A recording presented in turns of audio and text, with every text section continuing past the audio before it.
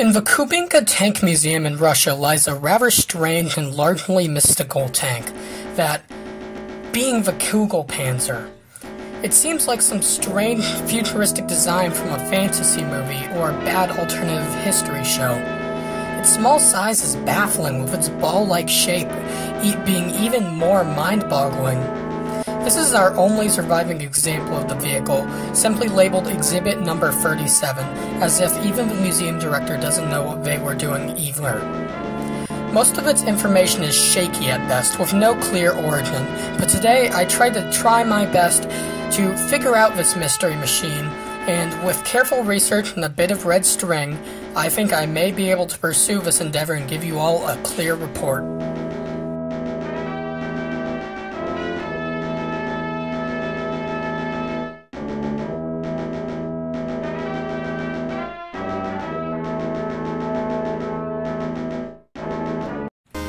There are two different reports on how the vehicle was captured. In one, it was supposedly captured at the Kummersdorf testing grounds, along with the infamous Mouse tank. But there is another report that only provides more questions than answers, that being that the vehicle was found in Manchuria, with some believing that it was traded to Japan, which isn't completely out of the picture, but is much more likely it was at the prior locations. Either way, it faced some changes with its drive removed and a completely new paint job. Now is the time to understand the ins and outs of this vehicle, and I refer to it as a vehicle and not as a tank as... well, you tell me what this is. It doesn't classify as a tank in my book. It runs off of a single-cylinder, two-stroke motorcycle engine, which makes perfect sense for its small size, which would be rather uncomfortable for its potential pilot, and most likely became a steel coffin if it failed in combat.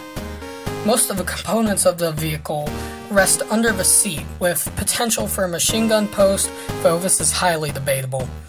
Most people believe this to be built by Krupp, though I've heard a more interesting theory that sends out a bit of a curveball. What if it is a Soviet hoax? The machine doesn't make much sense, and the welding of it is in a Soviet style. There isn't any documentation of the vehicles, which is very out of character for the Germans, who would keep lots of meticulous documents about their vehicles and strategies. Now, what would the purpose of this vehicle even be? There are two theories for this. The first and more probable is that the vehicle was a reconnaissance vehicle used to scout enemy positions, get away at a speedy pace without being noticed. The other idea is that it may instead be a mobile shield for infantry, though this makes little to no sense. This would be far too expensive to keep up with, and it would provide several logistical problems, such as how do you even get into buildings? Now, this is unfortunately the end of the line for this tank, though this isn't the only idea for a ball tank. There's a French design from the First World War through the Bouclier Roulant, I'm sorry, they're French, don't mind them, which acted as previously stated, a mobile shield. Perhaps this was the basis for the vehicle, but with all chances we will never truly know.